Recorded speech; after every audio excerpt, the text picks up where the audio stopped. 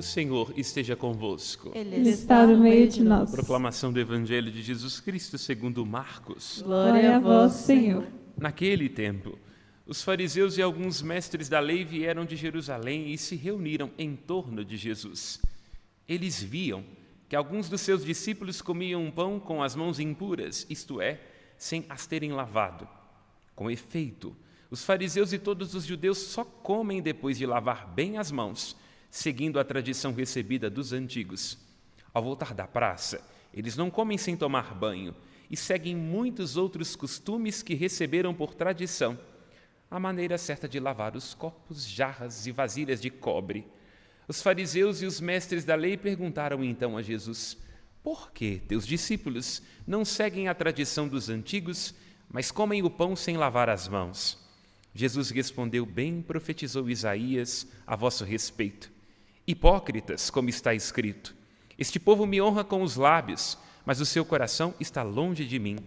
De nada adianta o culto que me prestam, pois as doutrinas que ensinam são preceitos humanos. Vós abandonais os mandamentos de Deus para seguir as tradições dos homens. E dizia-lhes: vós sabeis muito bem como anular o mandamento de Deus, a fim de guardar as vossas tradições. Com efeito, Moisés ordenou: honra teu pai e tua mãe, e ainda, quem amaldiçoa o pai e a mãe deve morrer.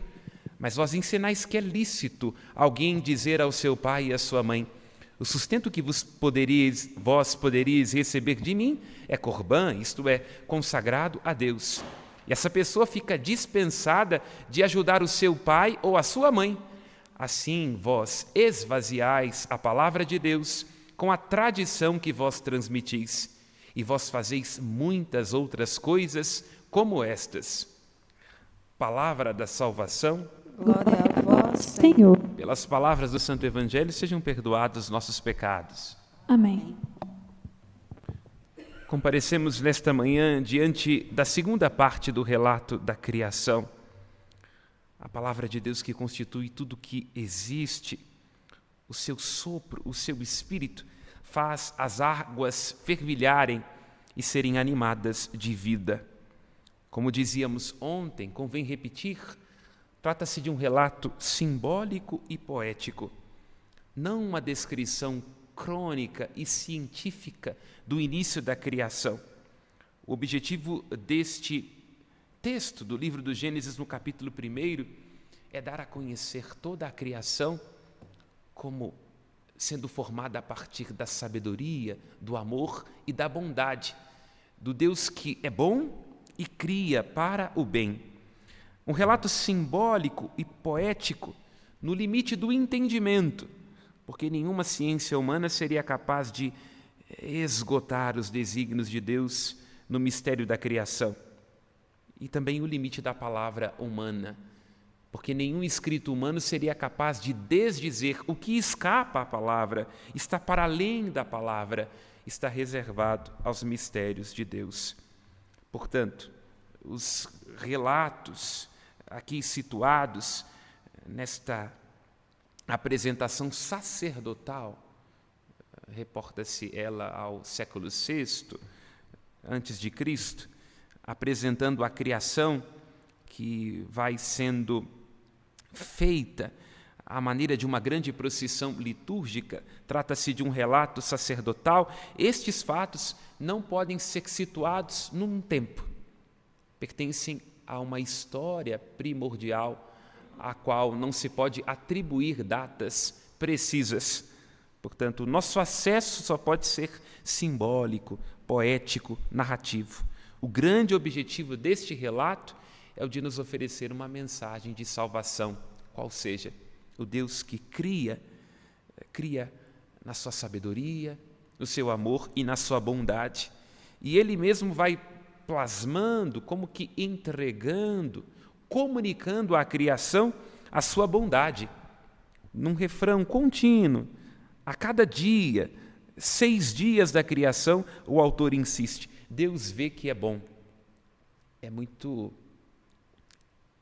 curioso pensar nesta compreensão bíblica de um Deus que Ele mesmo faz da criação o objeto do seu deleite, aprecia, a ama com um amor um amor que é delícia, que é encontro e que é encanto. O próprio Deus cria por apaixonamento. Portanto, o amor está presente nas suas obras. A arquiteta do universo é a sabedoria de Deus.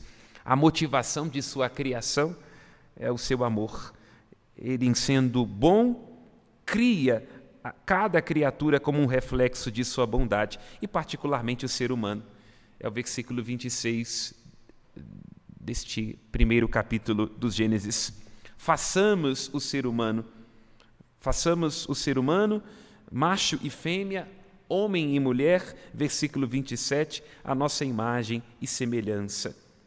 É muito curioso, se observamos, o Salmo canta a beleza da criação, destacando particularmente o homem que é um objeto especial do amor de Deus, porque tudo é bom, o ser humano é muito bom, e é aquele que é objeto da recordação de Deus. Quem é o homem? É uma pergunta retórica, para dele assim vos lembrardes, né? A lembrança é a faculdade própria do amor. Nós lembramos daquilo que nos apetece, daquilo que nos marca, daquilo que mexe com os nossos afetos. Quem é o homem, Senhor?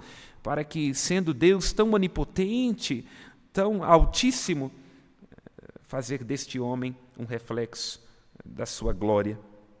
É muito curioso pensarmos, olhando para cada um de nós, temos essa grandeza, feitos à imagem e semelhança de Deus, mas também, para que nenhum de nós se ensoberbeça, somos cadáveres adiados, caniços ao vento, pasto dos vermes, como lembra a peça Hamlet. Cevamos o gado para que o gado nos alimente e cevamos a nós mesmos com o nosso cuidado para um dia nos tornarmos o pasto dos vermes. Somos reflexo de Deus. Que grandeza!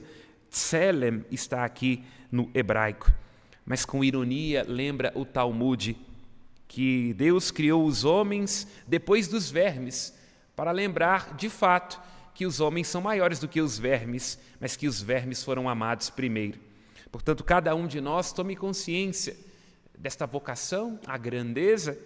Cada um deve refletir Deus naquilo que faz, no modo com o qual vive, em sua inteligência e engenhosidade, mas também de nossa fraqueza. Somos seres limitados. Nos atenhamos rapidamente a estas expressões no hebraico presentes neste primeiro relato. Em primeiro, ao se dizer que o ser humano é imagem de Deus. Aqui no hebraico está o tselem, ou seja, cada ser humano representa Deus. Cada um de nós é uma manifestação de Deus, um reflexo de Deus. Nos foi dado como graça divina. Portanto, vejamos cada um de nós em nossas diferenças, em nossos limites, sejamos capazes de ver Deus uns nos outros. E a segunda expressão, demulta, semelhança, ou seja, aqui é numa perspectiva analógica.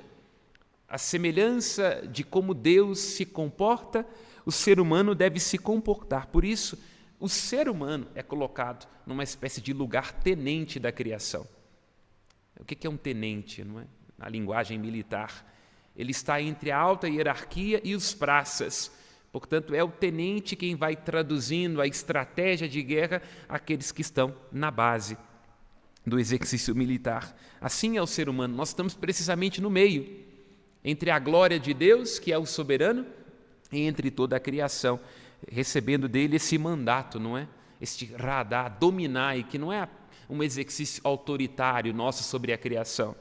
Hoje temos uma consciência ecológica que nos impõe reflexões sobre o modo com o qual cuidamos dos recursos naturais. Não é no sentido de dominar, mas no sentido de conduzir, de cultivar, de guardar. Por isso, em caráter analógico, a semelhança de Deus. Portanto, se a imagem é dada, a semelhança vai se tornando um chamado e um imperativo, porque Deus nos colocou aqui na criação para que em seu nome cuidemos dela.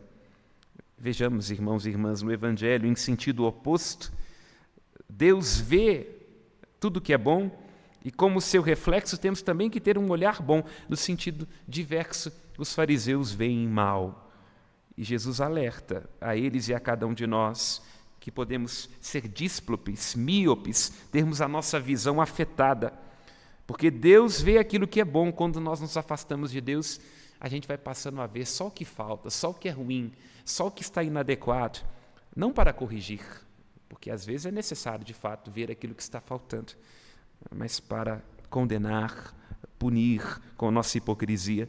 A tradição e o culto, quando afastados deste olhar de Deus e do seu projeto inicial, pode se tornar uma cortesia, uma mera repetição, um ressentimento. Nos lembremos de Nietzsche e assim anular a bondade de Deus e de sua palavra.